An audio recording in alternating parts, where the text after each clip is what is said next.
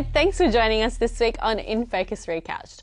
We have got a real mixed bag for you today. Typhoons, plastic bottles, financial stress, and the Olympics. Yeah, and what is the connecting thread between all these topics?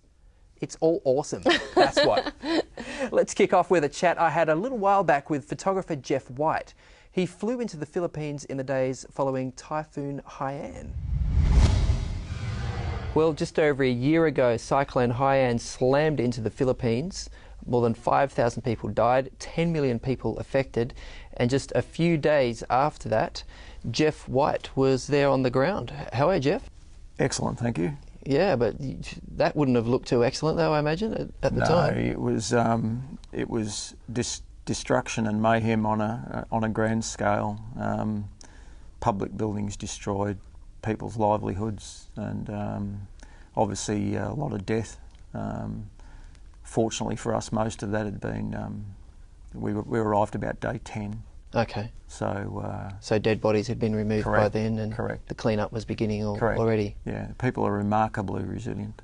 Wow. And they were already, pulling their lives together. Yep. Much better than would happen in a first world country like ours. Okay. Yeah. So you were there volunteering. You'd been asked at short notice to come to the Philippines by Correct. the Adventist Development and Relief Agency, ADRA. Correct. But you were volunteering, is that right? That's correct, yeah. I have acquaintances that work in ADRA, and my name sort of came to their notice when they needed a photographer. Everything fell into place. When God wants you to go somewhere, He makes it happen. And so there you were with this beast? Yes. Oh, it is a monster, isn't it? Yeah. Goodness me.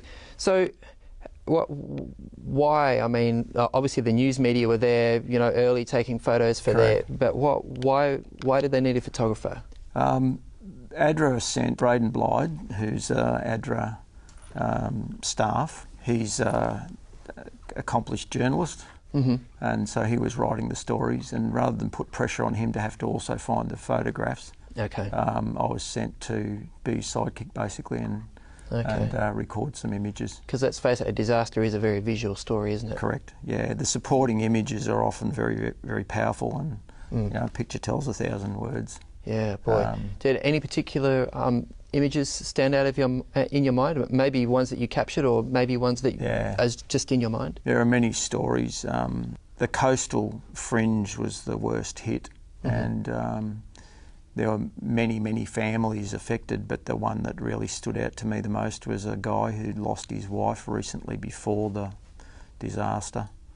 He had 10 children. Wow. Their house was completely destroyed. The adjacent house was also completely destroyed by one concrete wall. And they'd found some tin and leaned it up against the concrete wall. And they were all living in that space. And basically exposed to the elements. They had no food. His boat had been destroyed. Their boats are fairly crude fishing boats without riggers. And so he had no means of earning an income, no food, and all these mouths to feed. And it really tugs at your heartstrings to see that kind of thing. But ADRA were there. They'd provided him rice. Okay. And, so those emergency supplies. Correct. Clean water, something to carry the water in, and obviously the hygiene and sanitation kit, which basically gave them washing powder and a towel and women's sanitary products and all the other bits and pieces that you need to live. Just those few small things can make so much difference, can't Correct, they? yeah. It was interesting that the washing powder was something that was a big hit. Oh, really? Yeah. There you go. Yeah. Wow. So you were there not just to document the disaster and the damage and destruction, you were also there documenting the relief effort, is that correct, right? Yeah. We one of the main tasks that we were set was to actually document the process of identifying individuals that needed the assistance in the local barangays, and then the actual distribution when that happened. And we've got obviously great photos of people lining up with their ticket in hand, ready for the delivery of their aid. Yeah. Wow, that's incredible. So, you sort of wonder sometimes, if you give a donation to some international aid organisation, you wonder, well, where does that money really go? Does it, get frittered into, advertising and consultants and all this sort of stuff you hear about? Did you see evidence of donor money on the ground there? I mean, you mentioned, care packs, which obviously, a couple of bucks each. But one of the wonderful things about ADRA is the way they make fantastic use of the funds that they've got. One of the things that was awesome to see was a semi-trailer arrived with all of the wash kits aboard. They were basically thousands. I think it was something like 4,000 20-litre drums. Oh wow! And the truck arrived at near midnight, and all of a sudden, there must have been near 100 people from the local church arrived and unloaded the semi in about 20 minutes. So these are people who are possibly being affected by the cyclone themselves? Absolutely, they were affected. And that semi-trailer was unloaded and into the warehouse in no time. They then also assisted in filling those containers with the toothpaste and the toothbrushes and the towels and all those things that go to the individual packs. Yeah. So an enormous amount of labour, free and gratis. Also, ADRA are able to pump some money back into the communities for paid work for some of these tasks as well, which kickstarts the economy and gets things rolling again. Wow. I know you don't work for ADRA, you were just there volunteering, but have you heard, I mean, this is more than a year ago now, was that sort of it, give emergency supplies leave, or is ADRA still involved in some way? My understanding is that ADRA is still involved in a couple of the different clusters there, one of which is the food security and the hygiene. Okay, so on ongoing help with those sort of things. Correct. And I mean, you mentioned people on the coast, fishing boats destroyed, that sort of stuff. Is there any effort being made to help people sort of re-establish a livelihood or rebuild homes? One of ADRA's big contributions when they were in there assessing the needs originally was the need to get the boats back in the water. Yeah. So these guys could actually then get back to work and provide for their families. There's a fishing community, so it's basically where all the fresh seafood comes from the Philippines, is that area in Cavite. Yeah. And so they've basically put programs where they're providing materials to repair boats. A lot of the boats were not completely destroyed but were damaged and they needed to repair. And I believe they've also been involved in teaching people the boat building skills. Okay, well, there you go. Providing, so the work goes on. Well, that's really good to hear. So we're just about out of time already. I was going to ask you about Nepal, but I don't think we're going to be able to get there. But as of a volunteer, is this the sort of thing you'd consider doing again at some point? Absolutely, yeah. Sounds pretty traumatic to me. I mean, spiritually, emotionally, and in a lot of different ways. It's a way that you can give back. I would encourage anybody that wants to contribute to do so by volunteering. I've got a particular set of skills. I've got a nursing background, and this has prepared me for doing that work. Some sort of extreme environments. Correct. Yeah, human suffering. And so I would do it again in a heartbeat. It's really fulfilling work. And I was privileged to be able to be a part of it. Now, ADRA's actually got a bit of a push on at the minute for their disaster and famine relief projects. So if you would like to visit their website, adra.org.au, you can check out the projects that they're doing there, find out any information and see if you want to volunteer or support in other ways. Your time. Thank you for having me. Typhoon Haiyan, honestly, I can hardly remember it because we've had so many horrific natural disasters since then. Cyclone Pam, Cyclone Winston, earthquakes. The list just goes on and on. Yeah, and I get the sense that it's winding up, in intensity. we have these sort of disasters more often, and they seem to be more serious than in previous years. Yeah, and you can call it global warming or you can call it a sign of the second coming, but something is definitely going on, and it's really the human suffering that really gets to me. Yeah, I know what you mean, and I'm really glad that organisations like ADRA are out there making a difference. Definitely. And for the rest of us, I guess we need to help them all we can, basically. Yeah, good call. Ad break time, back in a sec.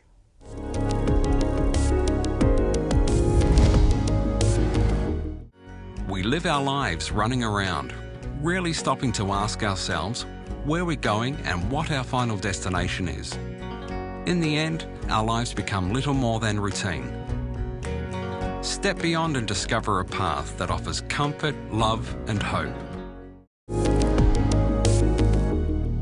Welcome back. Well, we're going to take a look now at a Food in Focus segment that's not exactly about food, but the containers we have our food and drink in. Does it even matter? Let's check it out. Yeah, folks, look, it's a hot day. You're in the car, you reach for that plastic bottle, you take a good swig.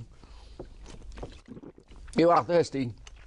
Oh, taste of plastic, Sue. I mean, what's wrong with it? Am I doing harm? Well, you could be drinking the plasticizers, James. Oh. In fact, research now shows it's not just what we eat, but how we store our food that could be important. Because various plasticizers, some of these chemicals used in the making of these plastics, can leach or migrate into the food or drink that you have. Well, it can be part of the taste. Oh, okay. So many studies now show these strong associations between even very low doses of exposure to these chemicals like BPA or phthalates. There's many different types of chemicals used for the manufacture of plastics, and all kinds of health problems such as cancers, ovarian, breast, prostate cancer, but even diabetes and heart disease. And in animals, exposure to these chemicals has been linked with early onset of puberty, lower sperm count and all kinds of reproductive problems. So scientists are taking this very seriously and looking at these routes of exposures and how we're getting them into the body, because they're not natural and they shouldn't be there. So these kind of like plasticky kind of tasting or whatever things inside that's leached from the plastic. Well, often you can't even taste it. Often you can't even taste it, and that is the problem. So a recent study conducted actually in Germany of mineral waters, where they compared mineral water from glass, say compared to mineral water from plastic bottles. Any kind of plastic? Any kind of plastic that mineral water is stored in, showed that in the plastic, the water contained 78% more of these estrogenic type compounds. These are hormone-like compounds compared to water found in the glass, which contain a lower quantity. And this is what links to those various diseases. And when they tried to grow snails, there are certain snails that are very sensitive to estrogens. The New Zealand mud snail, when they tried to grow them in the different plastics and looked at their reproductive outputs, the snails grown in the plastic produced far more embryos than the snails grown in the glass. So something's going on. These things are disrupting hormones in the body, mimicking estrogen, converting hormones into other. So whether you're a bloke or a lady, if you're getting too much estrogenic stuff being interfered with or doubling up or whatever's happening in the body, it sounds a bit scary. Well, it's not natural. And a lot of people go for the BPA-free bottles because they think they're safe. Okay. Some of them have BPA-free on them. But the data is now showing that BPA-free bottles are probably not safe either. In fact, one study showed that there was more estrogenic activity as measured by certain tests from BPA-free bottles than from those who are that are not even BPA-free. Now, look, Sue, every time I come to this program, I learn something brand new, and I walk away thinking, man, I've got to change something. I've been drinking from BPA-free, and you pay a fortune for them. So, but even the PET bottles, the common water bottles that have PET on the bottom, you might like to check that. It does they're got that not little safe. triangular symbol and PET. No, that's right, because studies show that although they're not even supposed to have BPA in them, they've been found to have some BPA, and they've also been shown to have phthalates inside. These are very harmful chemicals, 12 times the level as water that's not stored in plastic. I took a big swig of this, I could taste it.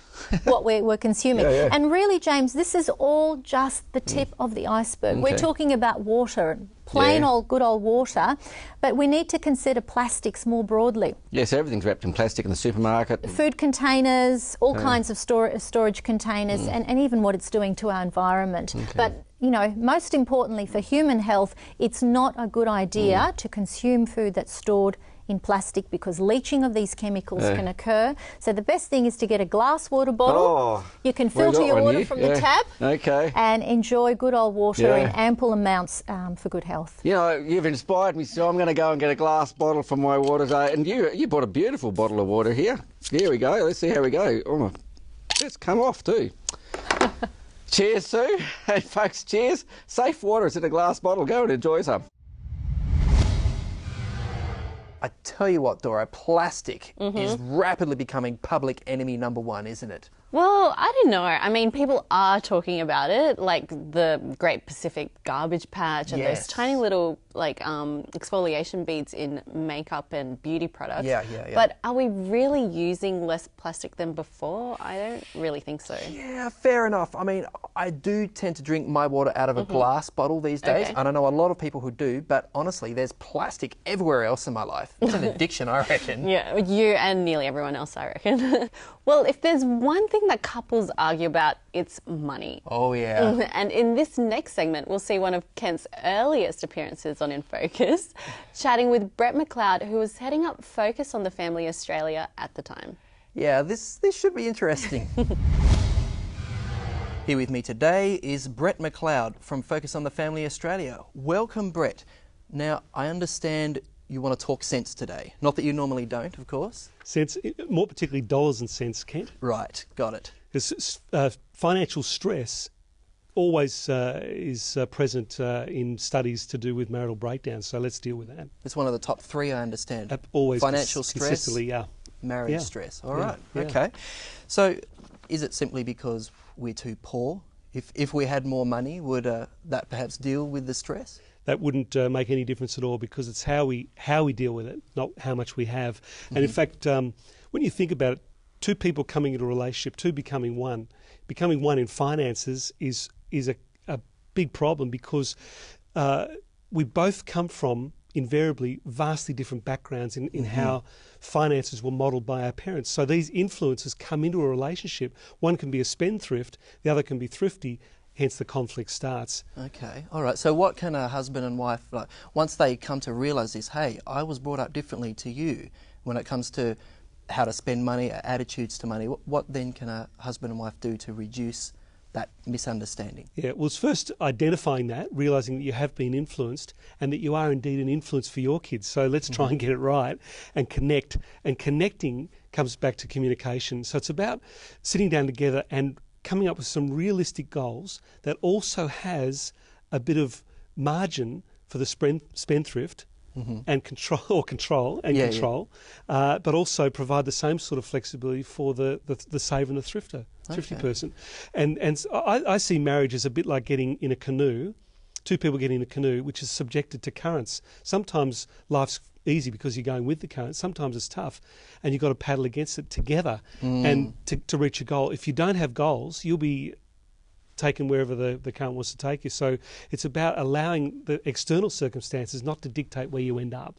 And so it's connecting and being really clear about what your goals are. Okay. Do you have any pointers for Christians, particularly in this area? I mean, the Bible says a lot about money and finances. Any thoughts? It sure does. In fact, I understand that there are more scriptures dealing with money and possessions than any other topic. Well, that's right. Even these kind of hot button issues that Christians often, bang on about in the public media. And exactly. So finance and possessions, it's about whether we own money or money owns us, and how we use it and how it uses us. And it's getting all that into perspective and understanding the whole stewardship element. In fact, Focus on the Family produced a resource called Living in Financial Freedom, which is available, that provides a really strong scriptural basis for understanding stewardship, for understanding how to come together and become one in that area of your marriage. Okay. And we've got that website up on the screen. Thanks for your time, Brett. That was pretty good, actually, wasn't it? Yeah, it was okay, but I loved your hair. Oh. Carol's got the girls. Oh, so daggy. Oh, honestly. Moving right along, let's have a short ad break, shall we? Planning your future can be a daunting task. What you want to do, who you want to be, and the road ahead can often be unpredictable.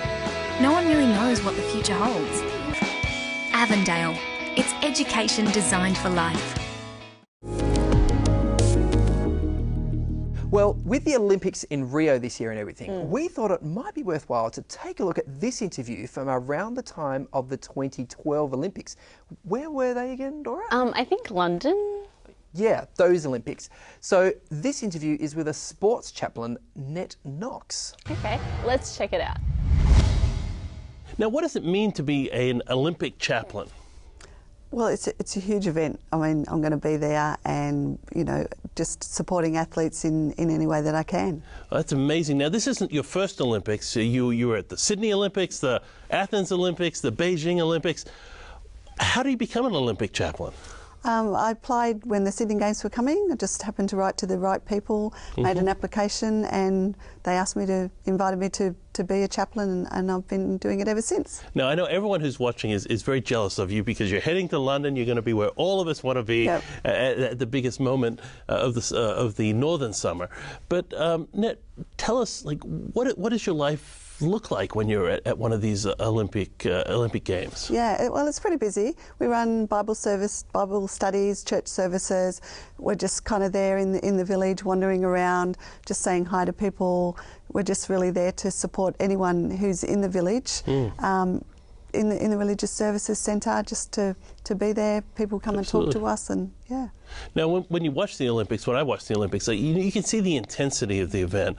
And one of the things that I guess came to my mind when I knew we'd be talking to each other is, for some people, this is going to be an incredible high they'll never forget. You'll never forget for their entire life. Yeah. But for others, it's going to be a monumental disappointment. Yeah. And handling those kind of highs and lows in life can be very, very difficult. Yeah. Yeah. What kind of advice do you give people? Really just trying to help them focus on what's important. There'll be over 10,000 athletes competing in London, and less than 1% will come home with a gold medal. Right. So a lot of disappointed athletes at the end of the games, and it's really just a matter of helping them put things in perspective. Winning a gold medal is awesome, and all of us would love to win a gold medal at the Olympic Games, but it's not the be all and end all, and putting that in perspective in terms of life is really important. But it can be difficult if you've focused totally on, you know, getting to the Olympic Games. You've trained, done everything totally to get there for 4, 8, sometimes 12 years. Wow. is huge. So it can be a little bit difficult. And it can just be that little mistake that knocks your dreams on its head. Yeah. It can be like clipping the last hurdle. It can be false start in the running, whatever it is. Yeah. Surely that must just be devastating, the weight of that on someone. Yeah, well, it's huge. Everything is placed on that event. I mean, we saw it with Ian Thorpe when he broke in the, you know, I think he was getting ready for the Beijing Olympics, and he just dived in too early. Right. It was like everybody was, you know, on the edge of our seats wondering how that could possibly happen, but it happens. You know, that people do even clip with hurdles. the greatest champions. Absolutely, people clip hurdles and get sick. Right, So, on the wrong day. Yeah, right? exactly. Now, I'm just, there have been a lot of high-profile stories about, particularly here in the Australian press, about Australian champions who have handled success fairly poorly, whether it's domestic issues or drug issues or alcohol issues. Do you have any ability to talk with athletes, not just about the pain of losing, but in some ways the pain of winning almost? I mean, to readjust to society after that high. Yeah, and both issues are huge on pressure. If you don't perform as well as you would have or could have or should have, then that's a huge pressure for you. Right. But equally, if you do perform, win the gold medal, what happens after that? What do you do after that, or when you retire? Right. You know, or you've got a couple of choices to either keep going in competition or retire, and both of those things are difficult. You know, do I focus for another 4 years, totally selfishly absorbed in getting to the next Olympic Games, or do I retire? And if I retire, who am I? Yeah. You know, what have I got? Your whole identity is wrapped up in being a fast swimmer or runner or whatever it is. Yeah. When you said selfishly, I kind of clicked on that, because I guess to get to that elite level, it all has to be about you. Exactly. It has to be. You have to be totally focused on your training, your routine. Absolutely everything has to be about you. And that may mean even your parents and your siblings. So how do you transition from everything being about you to being back into society where everything, let's face it, your kids, I have kids, it's not all about me. It's not all about me anymore. When you get married or all those sorts of things. How do people make that transition? I think it can be hard for some athletes. But if there's some people around them to give them some perspective, Sure. I think that's really important. Absolutely. And also having some goals apart from your sport as you're going along. You know, there's been a huge push in recent years to have people who are involved in sport at that elite level also studying. Or, you know, going to university, doing a course or something like that, have an outside job so that they actually have some normality aside from their self-focus. It's almost like we're going back to where the Olympics started, where people were athletes as well as they were actually amateurs instead of being professional. Yeah. So do people ask you do athletes come and ask you to pray with them? Yes, some do, yeah. Do some of them ask you to pray that they'll win? A few ask me to pray that they will win, right. Yes. And how do you handle that? Because obviously, you know, we serve a God who can do anything. Yep. But on the converse side, there's 10,000 people who want to win, and I guess it'd be a little bit presumptuous to say, "Dear Lord, please make the Australians win and nobody else." Well, yeah, that's a prayer I've probably prayed. Tempting. But I think it's more, you know, in that situation, my prayer would be that God would help them be the best that they can be, to do the best they could do in that event, and for somehow them to realise that He is with them regardless of the outcome. Yeah. As you look forward to leaving off to London, what's the one thing that you're most looking forward to about those weeks in London during that incredible World Festival of Sport? Yeah, I think working again with the chaplains that I've worked with in the previous games in the village, it's a really exciting place to be working, and it's a huge privilege to be placed there by God. You know, absolutely. You especially again. You're at the hottest spot in the world. Absolutely, yeah. And I guess if I come home having spoken to and encouraged and ministered to everybody that God's placed across my path in the time, then I'm happy. Wow, who would have thought you'd need chaplains at the Olympics? Yeah. I guess everyone needs support though, hey? I guess, you know, whenever someone's away from home for a long time and involved in stressful situations, True. it's probably a good idea to have a chaplain around. Yeah. I mean, it couldn't hurt anyway, could it? Fair enough. Hey, whoa, I was about to say we're going for an ad break, but it's actually time to say goodbye. Oh, time flies when you're having fun, doesn't it? Yeah. Thanks for joining us for InFocus Recouched this week. Yeah, look after yourself. We'll see you next time. God bless.